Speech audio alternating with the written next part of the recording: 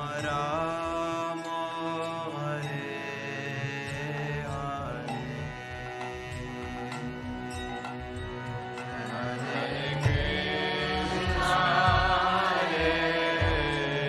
Krishna Krishna Krishna Hare Hare Hare Rama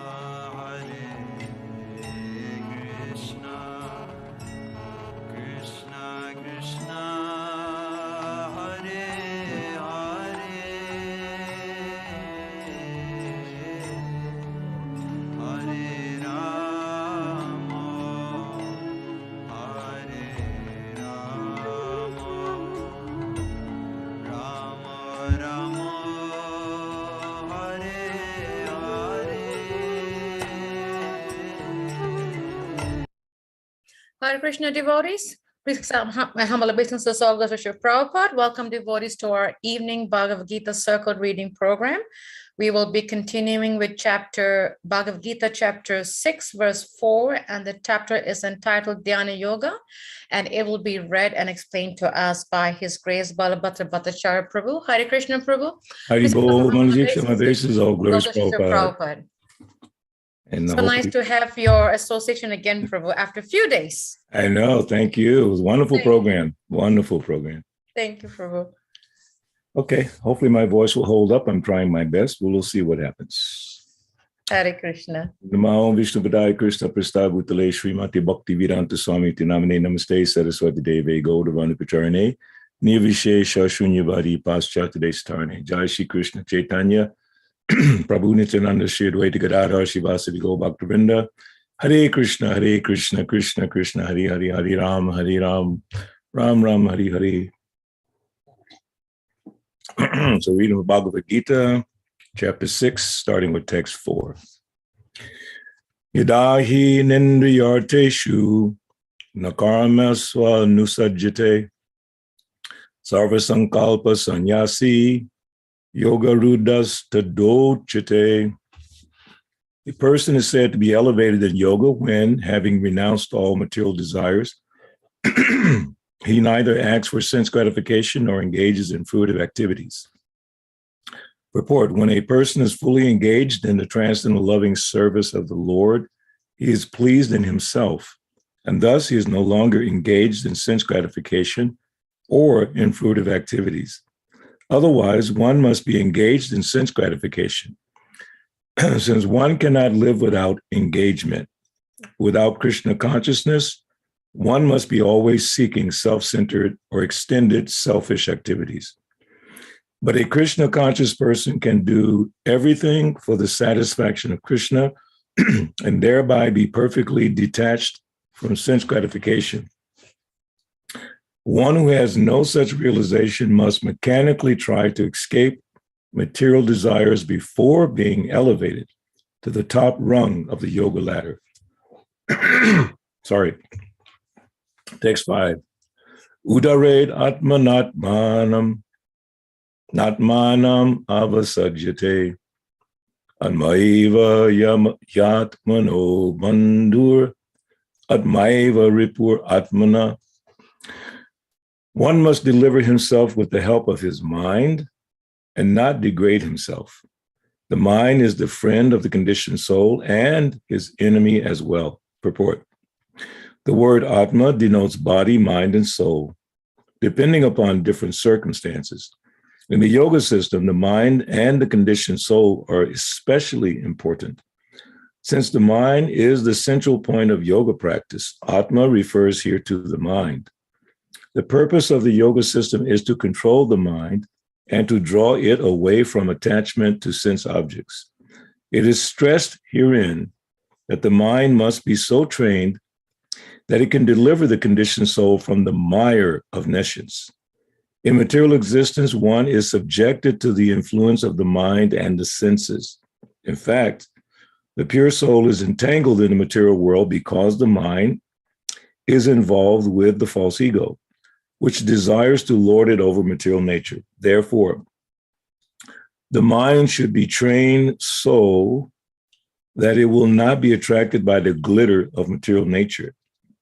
And in this way, the conditioned soul may be saved. One should not degrade oneself by attraction to sense objects. The more one is attracted by sense objects, the more one becomes entangled in material existence. The best way to disentangle oneself is to always engage the mind in Krishna consciousness. The word he is used for emphasizing this point, i.e., that one must do this. It is also said, Mana eva manusyanam karanam bandha mokshayo bandaya vishayat sango muktyai nirvishayamanaha. For man, mind is the cause of bondage and mind is the cause of liberation. Mind absorbed in sense objects is a cause of bondage, and mind detached from the sense objects is a cause of liberation. Amrita Bindu Upanishad, number 2. Therefore, the mind, which is always engaged in Krishna consciousness, is the cause of supreme liberation. Text number 6. Bandhur atmatmanastasya yenat maivatmana jita anatmanastu satrutre vartat maiva satruvat. For him who has conquered the mind is the best of friends. But for one who has failed to do so, his mind will remain the greatest enemy. Purport. The purpose of practicing Eightfold Yoga is to control the mind in order to make it a friend in discharging the human mission. Unless the mind is controlled, the practice of yoga for show is simply a waste of time. One who cannot control his mind lives always with the greatest enemy, and thus his life and its mission are spoiled. The constitutional position of the living entity is to carry out the order of the superior. As long as one's mind remains an unconquered enemy, one has to serve the dictations of lust, anger, avarice, illusion, etc. But when the mind is conquered, one voluntarily agrees to abide by the dictation of the personality of Godhead, who is situated within the heart of everyone as Paramatma. Real yoga practice entails meeting the Paramatma within the heart and then following his dictation. For one who takes to Krishna consciousness directly, perfect surrender to the dictation of the Lord follows automatically. Text number 7. Jitatmana prasantasya paramatma samahita stitoshna sukha dukeshu tata mana pamanayo. For one who has conquered the mind, the supersoul is already reached, for he has attained tranquility. To such a man, happiness and distress, heat and cold, honor and dishonor are all the same. Report. Actually, every living entity is intended to abide by the dictation of the Supreme Personality of Godhead, who is seated in everyone's heart as Paramatma. When the mind is misled by the external illusory energy, one becomes entangled in material activities. Therefore, as soon as one's mind is controlled through one of the yoga systems, one should be considered to have already reached the destination. One has to abide by the superior or by superior dictation. When one's mind is fixed on the superior nature, he has no alternative but to follow the dictation of the Supreme. The mind must admit some superior dictation and follow it.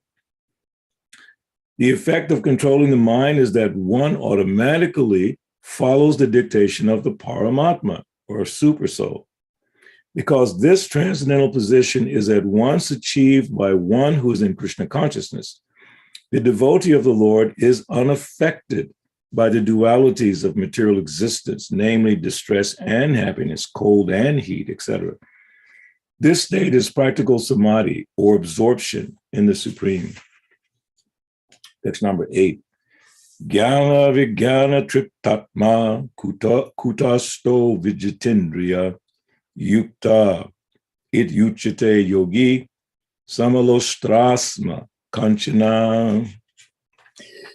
A person is said to be established in self-realization and is called a yogi or mystic when he is fully satisfied by virtue of acquired knowledge and realization. Such a person is situated in transcendence and is self-controlled. He sees everything, whether it be pebbles, stones, or gold, as the same. Purport. Book knowledge without realization of the supreme truth is useless. This is stated as follows. Ata Sri Krishna namadi nabhaved grayam indriya sevan mukehi jiva dho swayameva svaratyada. No one can understand the transcendental nature of the name, form, quality, and pastimes of Sri Krishna through his materially contaminated senses. Only when one becomes spiritually saturated by transcendental service to the Lord are the transcendental name, form, quality, and pastimes of the Lord revealed to him. Bhakti Rasamrita Sindhu 1-2-234. This Bhagavad Gita is the science of Krishna consciousness. No one can become Krishna conscious simply by mundane scholarship. One must be fortunate enough to associate with a person who is in pure consciousness. A Krishna conscious person has realized knowledge by the grace of Krishna because he is satisfied with pure devotional service. By realized knowledge, one becomes perfect. By transcendental knowledge, one can remain steady in his convictions. But by mere academic knowledge, one can be easily deluded and confused by apparent contradictions. It is the realized soul who is actually self-controlled because he is surrendered to Krishna. He is transcendental because he has nothing to do with mundane scholarship. For him, mundane scholarship and mental speculation, which may be as good as gold to others, are of no greater value than pebbles or stones. Text 9. Surin mitra yudasinam madhyasta dvesha bandushu sadhu swapi cha papeshu samabuddhir vishishyate.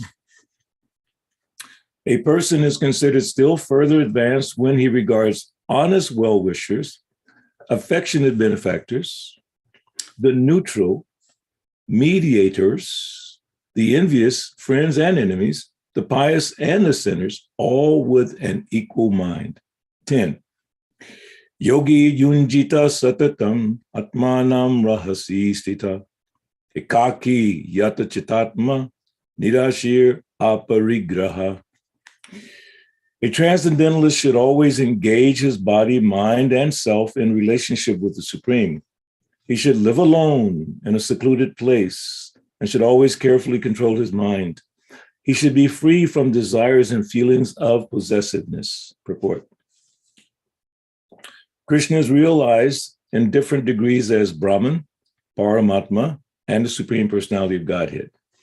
Krishna consciousness means concisely to be always engaged in the transcendental loving service of the Lord. But those who are attached to the impersonal Brahman or the localized supersoul are also partially Krishna conscious, because the impersonal Brahman is the spiritual ray of Krishna, and the supersoul is the all-pervading partial expansion of Krishna. Thus, the impersonalist and the meditator are also indirectly Krishna conscious. A directly Krishna conscious person is the topmost transcendentalist, because such a devotee knows what is meant by Brahman and Paramatma. His knowledge of the absolute truth is perfect, whereas the impersonalist and the meditative yogi are imperfectly Krishna conscious. Nevertheless, all of these are instructed herewith to be constantly engaged in their particular pursuits so that they may come to the highest perfection later, sooner or later. The first business of a transcendentalist is to keep the mind always on Krishna. One should always think of Krishna and not forget him even for a moment. Concentration of the mind on the Supreme is called samadhi or trance. In order to concentrate the mind, one should always remain in seclusion and avoid disturbance by external objects. He should be very careful to accept favorable and reject unfavorable conditions that affect his realization. And in perfect determination, he should not hanker after unnecessary material things that entangle him by feelings of possessiveness. All these perfections and precautions are perfectly executed when one is directly in Krishna consciousness, because direct Krishna consciousness means self-abnegation, wherein there is very little chance for material possessiveness. Srila Rupa Goswami characterizes Krishna consciousness in this way. Anasaktasya vishayan vitarham upayunjita nibandha Krishna sambande yuktam vairagyamuchite prapanchi kataya bhuja hari sambandhi vastuna mumukshubi paridyago vairagyam falgu katyate. When one is not attached to anything, but at the same time accepts everything in relation to Krishna, one is rightly situated above possessiveness. On the other hand, one who rejects everything without knowledge of its relationship to Krishna is not as complete in his renunciation. Bhakti Rasamrita Sindhu 1, 2, 255, and 256. A Krishna conscious person well knows that everything belongs to Krishna, and thus he is always free from feelings of personal possession. As such, he has no hankering for anything on his own personal account. He knows how to accept things in favor of Krishna consciousness and how to reject things unfavorable to Krishna consciousness. He is always aloof from material things because he is always transcendental. And he is always alone, having nothing to do with persons not in Krishna consciousness. Therefore, a person in Krishna consciousness is the perfect yogi. Text 11 and 12. Suchao deshe pratistapya stiram asanam atmana na yutritam nati nicham chaila jina kushotanam tatraikagram mana kritva yata chitindriya kriya upavishashane yunjat yogamatma vishuddhaye. To practice yoga, one should go to a secluded place and should lay kusha grass on the ground and then cover it with a deerskin and soft cloth. The seat should be neither too high nor too low and should be situated in a sacred place. The yogi should then sit on it very firmly and practice yoga to purify the heart by controlling his mind, senses, and activities, and fixing the mind on one point. Report.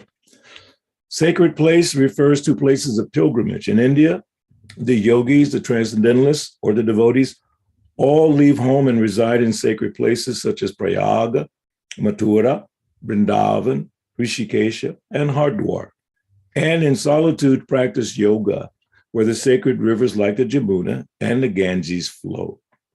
But often, this is not possible, especially for Westerners. The so-called yoga societies in big cities may be successful in earning material benefit, but they are not at all suitable for the actual practice of yoga. One who is not self-controlled and whose mind is not undisturbed cannot practice meditation. Therefore, in the Brihan Naradiya Purana, it is said that in Kali Yuga, the present yuga or age, when people in general are short-lived, slow in spiritual realization, and always disturbed by various anxieties, the best means of spiritual realization is chanting the holy name of the Lord. Hare Nama, Hare Nama, Hare Nama, Eva Kevalam, Galo, Nasteva, Nasteva, Nasteva, Gatiranyata. In this age of quarrel and hypocrisy, the only means of deliverance is chanting the holy name of the Lord. There is no other way. There is no other way. There is no other way. So with that, we'll stop. See if we have any comments or questions. Thank you so much, Prabhu, for reading some powerful, powerful verses. Yes, yes. Each and every one of them was on the mind, and I don't know, I lost count. I don't know how many times your Prabhupada used the word mind in almost every sentence. It was just pretty strong. Would like to ask devotees for any questions, any comments, any clarification, please, you can either jump right in or raise your hand and we'll call upon you. Prabhu, I have a question, and as you're speaking about the mind, I was reminded of my spiritual master's comment that he has made several times, that, and this was about I would say 25 years ago, where he said that mental health will be on such a high rise. Mental illness, sorry, mental Okay. illness. And we see that happening right now, And sometimes when I come across, people or devotees, and when they read the Bhagavad Gita and then they say, okay, Srila Prabhupada says that because we are in this yuga and chanting of the holy name is the best means, but why is my mind so crazy? And then they tend to take help from counseling, which I don't see anything wrong in that, but some devotees, especially in a community, think that that's like a bad thing. So how can we help such devotees, Prabhu? So you're saying about professional counseling, correct? Yes, because sometimes I think, because I was reminded of actually from Pritch's class this morning, when he was talking from Chaitanya Chaitamrita, from one of Prabhupada's lecture, that we are carrying so much from so many lifetimes of karma. And sometimes, I don't know whether it's due to naivety or innocence, but some people think if I just read the Bhagavad Gita, my mind will be fine, but it's not. And that's when it's like, it's like someone who's going to school and they don't understand the math, so they take a tutor. So I look at counseling as that, but some people think that's a bad thing. So how can one really understand, yes, chanting is there, it's supposed to help us, but it's not helping. Probably I need extra help, and professional counseling is not a bad thing to get me up to this stage. I don't know if I'm making sense, Prabhu. No, you're making sense, and I'm just reflecting on whatever that I know for certain that Srila Prabhupada has said or that has been said in Shastra. I'm remembering one example, not 100% clearly, but one psychologist person, I think friend of the temple, and this is on a tape, one of the conversation tapes. And his plan was to show that the devotees were not crazy through his professional capacity. And then Prabhupada kept telling him, this is not necessary. He said, but I want to show to the secular world by analyses and blah, blah, blah, all this intellectual stuff. And Prabhupada kept saying it's not necessary. In other words, devotees are not crazy. They may need, like sometimes you need medicine for your body. And I just heard a story from Srila Prabhupada. He said there's one man in Calcutta, he never took medicine. He never took any doctor, nothing like that, okay? Prabhupada said he never took, but he was very healthy. So Srila Prabhupada was describing the power of the Ganges. He says in the Ganges, people take bath every day, and generally speaking, they're quite healthy. Even if they get sick, they take some Ganges water, drink it or whatever, and they become healthy. Then Prabhupada said, but in the Ganges, there's some stools, there's all this stuff coming from the factories, but still the people have faith in the Ganges and they will take baths. So he was talking about this man, that whenever that man got sick, he would take bath in the Ganges and take some Ganges and he'd remain healthy. Now, do we want to make that a preaching model that we tell people, you don't need to go to the doctor, just go to the Ganges? First of all, there's no Ganges in America. It's like, okay, fine. So what do you tell them? Shastrically speaking, we just read, accept things favorable, reject things unfavorable. So if the counseling of a professional can help a devotee remain fixed in his life, both material and spiritually, if you go to a bona fide, respectable counselor and you tell him your spiritual commitment, just like if you were Jewish and you went to a place, you would say you're Jewish. And the man would have to, familiarize himself with some Jewish principles so that he can guide you within the context of your principles that you follow. That's a good, person. That's a good person who's a psychologist or whatever, counselor. But if that person has an ulterior motive, an agenda, like a Christian or this or that, and they try to sway you from your faith, that's what you have to be careful of. But if they're conscious of your faith and they keep their counseling within the context of your faith, not telling you to eat meat If you eat meat, you'll be, a lot of times these people tell you, you just need to have sex. I'm sorry to have to say it like this. A lot of times, well, you just need to have sex, whatever. I've heard this before. It's like insane. So for a devotee, you have to be very careful. But if the person really, really needs it outside the scope of, say, you or me being a temple president, we have to be so careful because we don't have certificates. Unless you have one, I don't have one. Counselor. I know a lot of ministers, they wrestle with it because they don't necessarily have, but then they go to a university, Christian university, Muslim university, whatever, and they get these certificates for counseling because that's part of their portfolio to guide their flock. For us, devotees, we guide the flock, devotees, through the Shastra. We tell them, Shastra Chakshusha. You should look through the eyes of Shastra. But as you pointed out, suppose they're really almost ready to jump off a cliff and you've tried everything you can. You give them 100 verses. The other day, I won't say who and I won't say where. So I was giving some guidance to a devotee and I quoted probably 5 or 6 verses to support what I was trying to explain to them about how they should see Krishna and everything. And the person told me, and I just gave 5 verses, and this is what they told me. Devotees are always hiding behind the verses. I went, you're talking to me, and I'm the one that just gave the verses. Don't you have a brain? So they just didn't want to see it from that perspective. So I said, okay, what can be done? And depending on their intellect, depending on their job experience, depending on their educational background, those things are very questionable. But if a person is actually sick and you can detect that, then there's no harm to instruct them or guide them because that person could be on the verge of suicide. What are you going to do? I mean, you know how to stop a person on suicide, heading that direction? There are professionals for that. You know what? Having a list of all the professional help that you have vetted yourself as a leader, it's not a bad idea. Hotline for this, hotline for that, because some things are outside the scope of our training capabilities.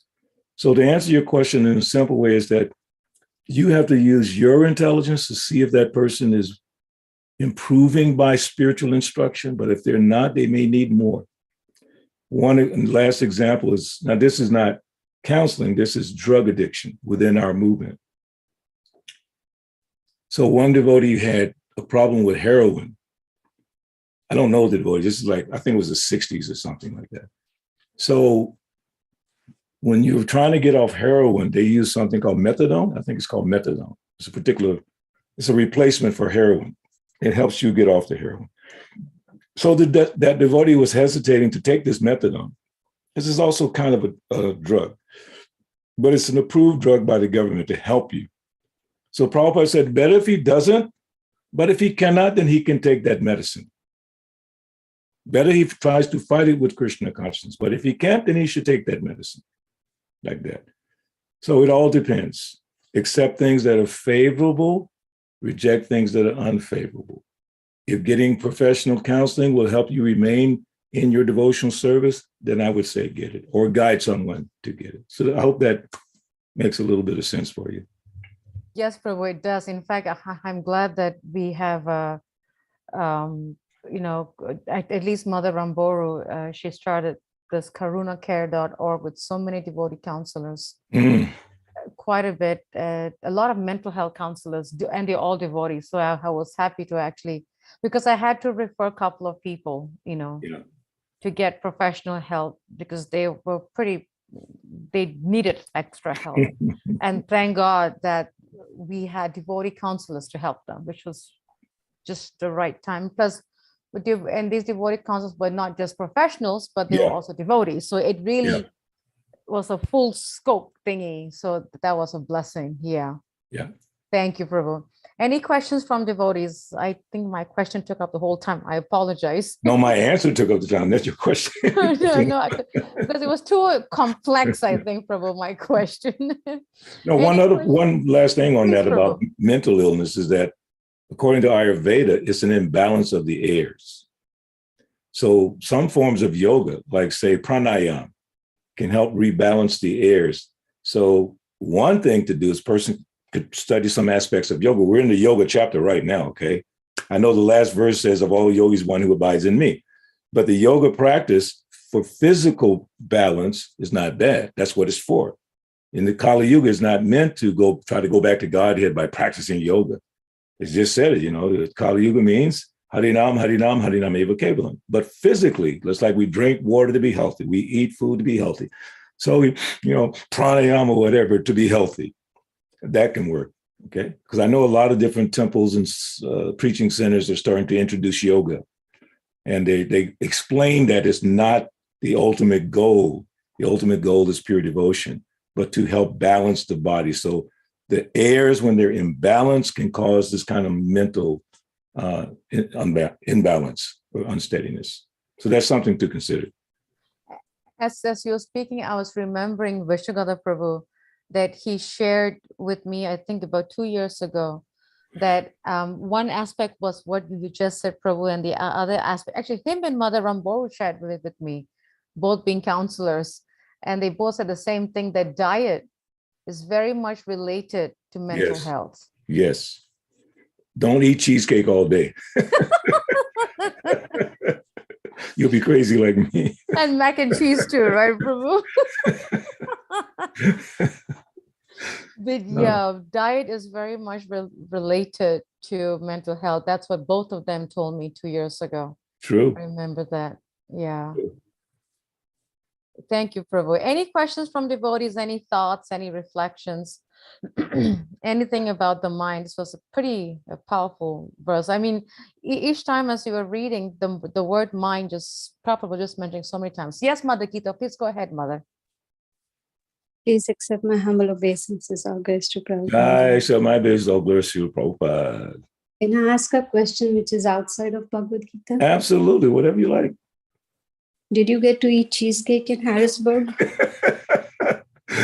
They were a little bit busy, but I got cake at Pariksha's birthday, 70th birthday party. We gave him a surprise cake. So I had at least 2 pieces. It was really, but you know what I mentioned, that the icing on that cake was almost cheesecake. So in one sense, Gita, I did get cheesecake. The icing was so good. Second question, did you bring some for me? You know what? Don't ever trust me to bring cake back because I'll eat it all. Okay, thank you. I'll make a cake for you one day, though. Mother Gita, next time you visit us, when you visit us, I will try to make it a point to save cake for you, Mother. Thank you. Thank you. Thank you, Mother. That was such a nice. There's my friend Vishaka Haribol, Mataji. Vishaka, where are you, kiddo? Fantastic program. I'm still resonating with the energy. It was fantastic, Thank you. Thank you for coming. Oh, thank you. So nice to hear you. Actually, she made the cake for Parikshit, Prabhu. Oh, really? Yeah, she did she knows her dad's taste pretty good. That's why he's still smiling, because it was so good. Very nice, very nice. Any questions from devotees? Any thoughts, clarification, anything that's coming to your mind? Prabhu, I have a question. This chapter is Dhyana Yoga. Mm-hmm. The one before was Karma Yoga. And Yoga, action in Krishna consciousness. Action in Krishna consciousness. Yeah. And my limited knowledge is telling me that probably it's just going one step to the next as a ladder and taking us to Bhakti Yoga. But Prabhu, is Karma Yoga in any way connected to Dhyana Yoga? Well, you just described that it's taken us to Bhakti, which is the next 6 chapters. Prabhupada says there's 6 chapters at the end, 6 chapters in the beginning, and in the middle is Bhakti. So all this on the end, 2 ends, it's like it's there, but the real essence is in those 6 chapters in the middle, 7 to 12. So karma, when you add Bhakti, is Karma Yoga. Karma without Bhakti is just karma. It was funny that on the news today, they were talking about this, Ukraine battle. And then apparently, it's not confirmed that Ukraine sent some bombs into this part of Russia that's close to them. And then the chief minister or something in Ukraine was saying, karma is a big deal. Now you're going to get your karma. Because Russia's been dropping all these bombs. So he said, karma is a big deal. It's a serious thing, So karma, material karma, is just what it is. Action and reaction. You know, you reap what you sow. As ye sow, so shall ye reap. But karma yoga is what you were just saying. It's like steps on that ladder, and you're making progress. Jnana without bhakti is just jnana, but then jnana yoga, bhakti yoga, you know, karma yoga, all connected. Yoga is that linking process. So when karma is applied to serving Krishna with the results of one's activities, it's karma yoga. It's no different. It may not be on the highest level of pure bhakti, but you're making progress. As you said, you're making progress. Other forms of yoga, you're not going anywhere. You make progress physically. And if you're pious, you make some progress. Like in the 12th chapter, it says, which one is better? One who worships your personal form or one who worships the impersonal? And Krishna says, mainly both are good, but the one that's better is bhakti, because the other one is more difficult. So yoga, you know, after many lifetimes of yoga, if you do it correctly, you can make spiritual progress, you know, incrementally, but it's better to take the bhakti path. So that's the direct path. Karma yoga, connecting with Krishna through your activities.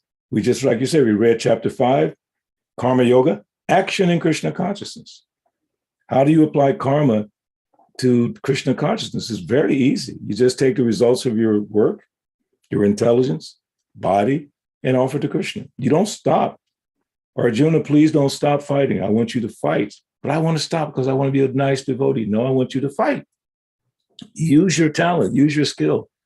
Do your, you know, quote unquote duty.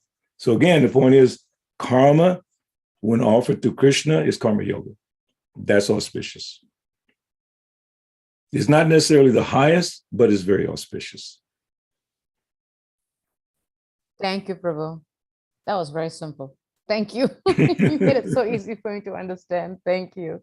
Any questions from devotees? Any thoughts? Any clarification? Any takeaways? Oh, Purchase said a lot of takeaways across me.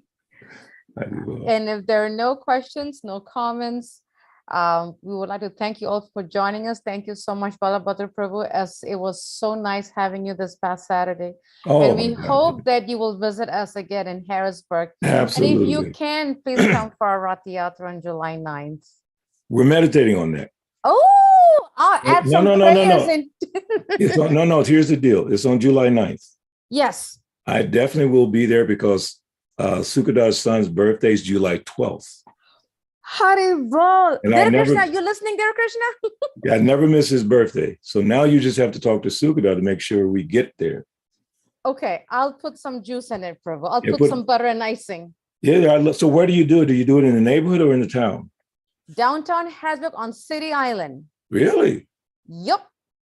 And this time we got a different location on City Island, which used to be much in the past. We would have it on the same place, but it was in a little corner. But because we changed the date and we got a bigger space that used to be used by the Native American for a different date, we got that spot. So it's a much bigger spot.